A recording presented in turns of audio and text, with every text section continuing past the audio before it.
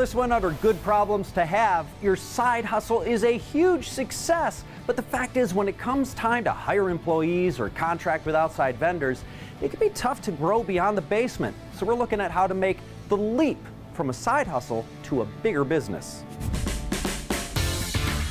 In a recent survey by LendingTree, 44% of Americans report having a side hustle. But according to the U.S. Bureau of Labor Statistics, 90% of startups fail within the first 10 years. So even side hustles that bring in serious coin aren't making the transition into real full-time businesses. To go from passion to profits, you have to grow it out of your basement, and you have to make it into something that is bigger than you. Hidden Rules expert Ashley Armstrong's helping make the transition from passion to profits. And her first pointer? Get help. When you have a side hustle, you are doing day and night, 3 o'clock in the morning, whatever it takes to get it done. Even if that means slogging your way through dozens of YouTube tutorials to crank out a single QuickBooks invoice. New entrepreneurs start off hot and heavy and excited, but get super bogged down by the daily tasks and having to constantly learn a new skill set to make your business go further.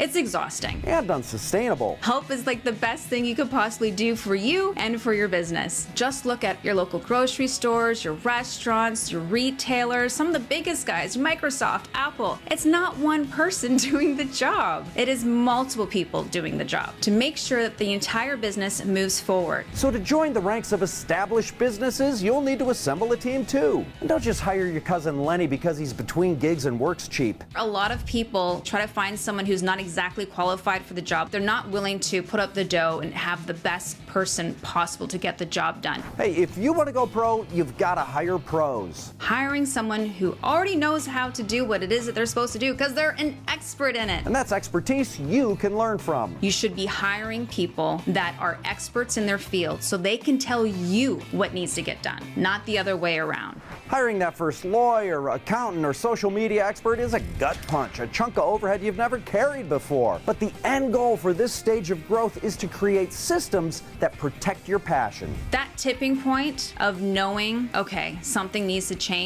is when you are no longer wanting to work in your business. To prevent the procedural stuff from overwhelming that spark that inspired your side hustle to begin with, take an inventory. Really understanding and knowing what you love to do, what you like to do, and what you absolutely hate. Get a piece of paper, write the columns I love, I like, I hate, and write those skill sets down or those tasks that you have been doing in your business. And then you can go and find the appropriate person to handle those tasks, which will allow you to keep your passion alive and well. Our likes usually align with our aptitudes, so creating space for your passion means nurturing your competitive advantage. You have to ask yourself, what is my zone of genius? And when you're really enjoying what it is that you're doing, there's no way around it. People are going to absolutely love what it is that you have to offer them. We're moving your side hustle from passion to profits.